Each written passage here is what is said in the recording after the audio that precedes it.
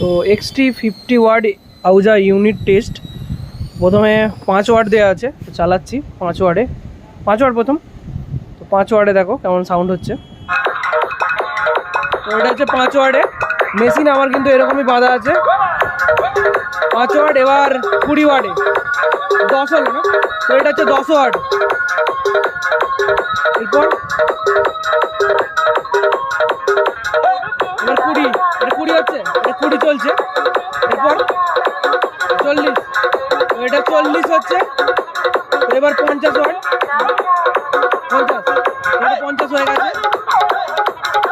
40 করে, তো এটা 40 হলো। 20, তো এটা 20 ওয়াট হলো।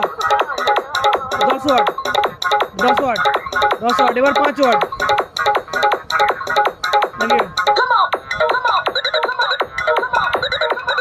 এটা 5, তো এটা হলো 5।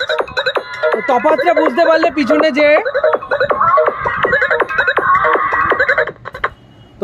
যে এটা দেয়া থাকে 10 ওয়াট, 5 ওয়াট, 20 ওয়াট, তো তার কিন্তু তফাৎটা কিন্তু বাজিয়ে আজকে কিন্তু আমি পেয়ে গেলাম।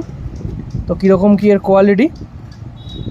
10 ওয়াটে একরকম হচ্ছে, 20 ওয়াটে একরকম, 40 ওয়াটে একরকম, আর 50 ওয়াটে একরকম। 50 ওয়াটে অবশ্যই সাউন্ডটা বেশি হচ্ছে। তো তোমরা কমেন্ট করে জানিও যে কোন ওয়ার্ডে ভালো কোয়ালিটি হচ্ছিলো। মানে কয়েক সেকেন্ড করে চালিয়েছি, বেশি চালালে কপিরাইট পড়ে যাবে। প্লাস এইরকম ইউনিট কিন্তু এবার থেকে হাইসও ইউজ করছে, দেখছি লোক নিয়েও যাচ্ছে। এতে কিন্তু থ্রোয়িংটা বেশি হবে।